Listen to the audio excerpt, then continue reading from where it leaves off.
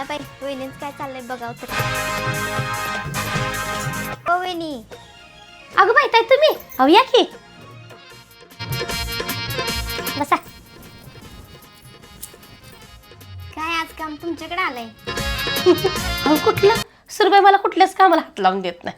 हे बी लसूण मी तिच्याकडे चोरून घेऊन आल्या तेवढीच मदत होते म्हणलं लसूण सोलायची. होय काय? हा मग मी काय खोटं सांगते होय? अहो धुणं धुवायला घेतलं की हातातनं धुणं घेत्या, भांडी घासा घेतले की हातातनं भांडी घेत्या. अहो लई गुणाची माझी सून आहे. एक काडीचं काम मला लावत नाही माहितीये का. भारी आहे बाई तुमचं.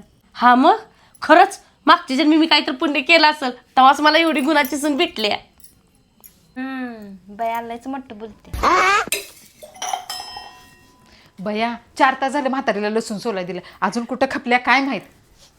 सासूबाई तुम्हाला लसूण सोलाय दिला होता, इथं बतावण्या मारत बसायला सांगितलं नव्हतं? गेल्लीतल्या 4 बायका बोलवायच्या आणि बसायचं गावाची मापं काढत. आता स्वयंपाक कोण करायचा? पट्ट दिशी उठा आणि तो स्वयंपाक करा. आणि तो भांड्याचं काय एवढा ठेवलायचा? तो काय मला घासायला ठेवलाय काय? काय ह्याच नाही बोलवले भांडी घासायला?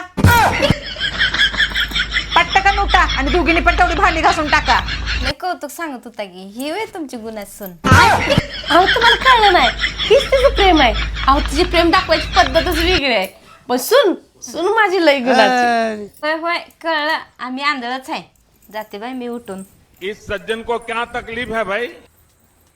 किती मोठं बोलत्या. ही भवानी अख्ख्या गल्लीसमोर माझी आबरू घालवली शग बसणार नाही. जाते बाई भांडी घासून घेते आता बसर मानकुटावर हाय तशी फोडावणी. चलो